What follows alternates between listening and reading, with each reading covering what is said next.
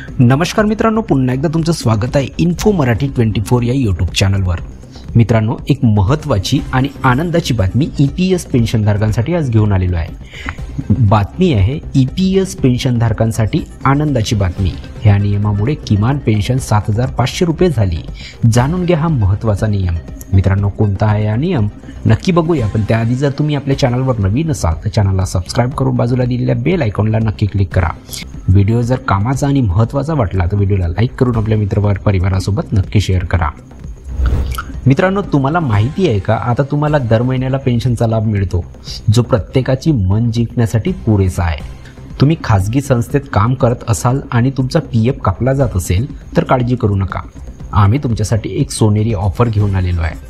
PF कर्मचाऱ्यांसाठी कर्मचारी pension योजना चालवत आहे, ज्याद्वारे तुम्हाला दरमहा EPS पेन्शन मिळण्याची तरतूद आहे। कदाचित तुम्हाला पेन्शन संबंधित गोष्टीची संपूर्ण माहिती नसेल। कर्मचारी पेन्शन योजना तुमच्या वृद्धापकाळासाठी प्रदान करते, जिथे कोणावरही अवलंबून राहण्याची गरज नसते। निवृत्तीनंतर तुम्हाला महिन्याला चांगल्या पेन्शनचा लाभ मिळेल, जो प्रत्येकाचे मन जिंकण्यासाठी पुरेसा आहे।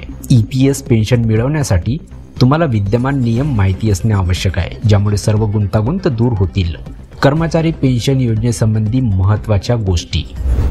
मित्रांनो, जर PF कर्मचाऱ्यांना कर्मचारी पेन्शन योजनेचा लाभ घ्यायचा असेल तर त्यांना महत्त्वाच्या गोष्टी माहिती असणे आवश्यक आहे, ज्यामुळे सर्व गुंतागुंत दूर होतील। यासोबतच पेन्शनसाठी कमाल सेवा 35 वर्षे असावी, कारण वयाच्या 58 वर्षानंतर व्यक्ती पेन्शनसाठी पात्र आहे।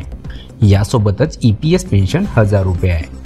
EPS पेन्शन फंडासाठी 10 वर्षाची सेवा आवश्यक आहे। कर्मचारी पेन्शन योजनेत पेन्शनसाठी किमान 10 वर्षे नोकरीत राहणे आवश्यक मानले जाते।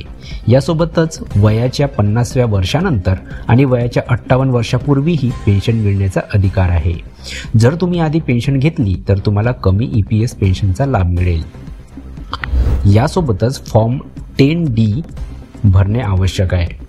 एवढेच नाही तर कर्मचाऱ्यांच्या मृत्यूनंतर कुटुंबाला पेन्शनचा लाभ मिळतो। सेवा इतिहास किमान 10 वर्षाचा असावा।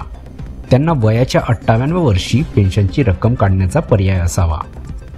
तुम्हाला EPS पेन्शनचा लाभ मिळवायचा असेल तर तुम्हाला महत्त्वाच्या गोष्टी जाणून घ्याव्या लागतील। यामुळे पेन्शन किती मिळणार याबाबतचा संभ्रम संपणार याची गणना करण्याचा एक सोपा मार्ग आहे। कर्मचारी पेन्शन योजनेतील कर्मचाऱ्याचे सरासरी वेतन गुणिला पेन्शन पात्र भागिला 70, येथे सरासरी पगार म्हणजे मूळ वेतन प्लस DA। मित्रांनो, कर्मचारी पेन्शन योजना हे मागील 12 महिन्याच्या आधारे मोजले जाते। कमाल EPS पेन्शन पात्र सेवा 35 वर्षे असावी। जास्तीत जास्त योगदान आणि सेवा वर्षावर EPS गणनेतून पेन्शन समजून घ्या। 15,000 गुणिला 35 भागिला 17 = 7,500 रुपये प्रति महिना। याचा अर्थ कर्मचाऱ्याला दरमहा जास्तीत जास्त 7,500 रुपये पेन्शन मिळेल। याशिवाय कर्मचारी पेन्शन योजनेत किमान 1000 रुपये पण पेन्शन देखील मिळू शकते। तर मित्रांनो, कशी वाटली ही कामाची आणि महत्त्वाची बातमी? जर बातमी आवडली असेल तर व्हिडिओला लाईक करून आपल्या मित्रपरिवारासोबत नक्की शेअर करा। जर तुम्ही आपल्या चॅनलवर नवीन असाल तर चॅनलला सबस्क्राइब करून बाजूला दिलेल्या बेल आयकॉनला नक्की क्लिक करा। व्हिडिओ बघितल्याबद्दल खूप खूप धन्यवाद।